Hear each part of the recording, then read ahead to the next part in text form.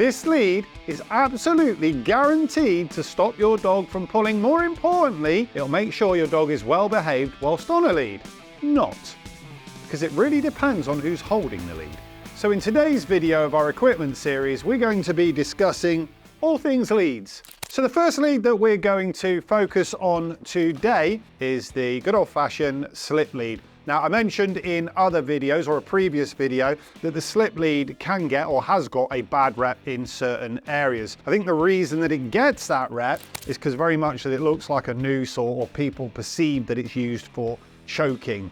Fitted and used correctly, the slip lead is a fantastic training tool. So how do you fit a slip lead correctly? You wouldn't think it was very difficult, would you? But people make lots of mistakes with these leads. What's really important is that when the dog is walking next to us, that the lead slackens by itself, that it just gets loose. So the dog feels free. It isn't caught up around the dog's neck. While there's slack in the lead, the dog's doing what he should do. It's loose around the dog's neck. So there is a wrong way to use a slip lead, believe it or not. If we pop this on this way, you can see that. So even with a loose lead, once tension's applied, when it's on the wrong way around, it's not releasing. So even if the dog's doing the right thing, the pressure's staying on around the dog's neck. And that kind of pressure is gonna create stress, frustration. Most importantly, it's not very fair because the dog be doing the right thing and is under pressure from the slip lead. There's a really easy way to remember the right way and the wrong way to put a slip lead on, and it's also a handy bit of marketing for us because the correct way is to make a P shape. So that's where you're stood now from where the camera's pointing, and your dog sat in front of you here, woof woof, P for platinum, and you put that P for platinum over the dog's head, and then you're gonna stand on the dog's right hand side where I am facing you. That lead is now perfectly fitted. The wrong way to do it is to have a reverse P, the wrong P, and no one likes that P. It's no good to anyone. Day to day, this is the most used bit of equipment we have at Platinum K9, but like any equipment, it needs to be used correctly. So get yourself a good dog trainer to teach you how. Next up is a nylon webbing. It's a flat dog lead, really. It does what it says on the tin. There's nothing special about it. What I will say is, though, there's no handle on it, and I'll talk about why in a second, and there's no elasticity in it.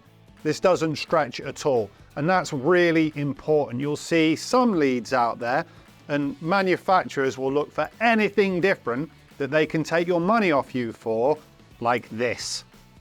Now, this will cost you extra money because it's extendable, it's elastic, and it's supposed to make your dogs more comfortable. It's supposed to tell you that actually it's not pulling your arm because there's some elasticity in there. What it actually means is that your dog is going to be more powerful because they pull on it and then you go with it. Gone.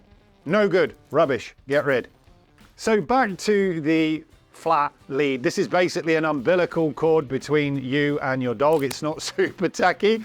It's a rubberized nylon lead. Rubberized, so it's anti-slip, dead handy, so it doesn't slip from your hands. I said earlier that we don't have a handle on these. Well, look, we buy them without a handle on, or we cut it off. And the reason that we cut the handle off is because a handle on there kind of indicates that that is where you should hold the lead. Actually, there's no right or wrong place to hold the lead as long as the lead is loose. There's lots of different ways to use this flat bit of line. So the other reason we don't have a handle on this lead is for obedience sake, really.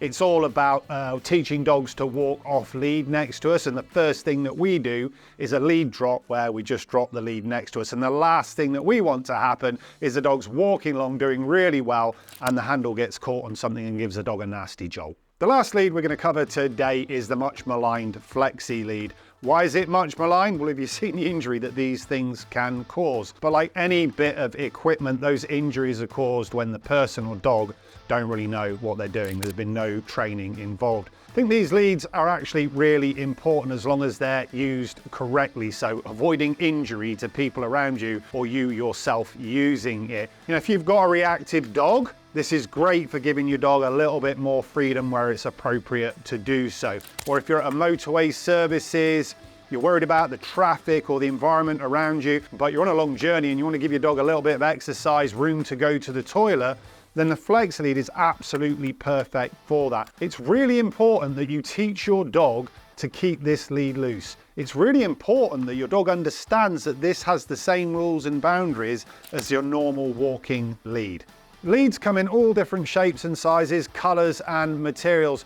Just remember though, the basic principle is a clip and a sturdy bit of material. The rest is all bells and whistles and personal preferences. What's really important is that you and your dog understand and have a good relationship between the two of you and the equipment. Really hope that you found this video informative or enjoyable. If so, give us a thumbs up. And if you don't want to miss out on the other videos in this series, then please hit the subscribe button with notifications turned on.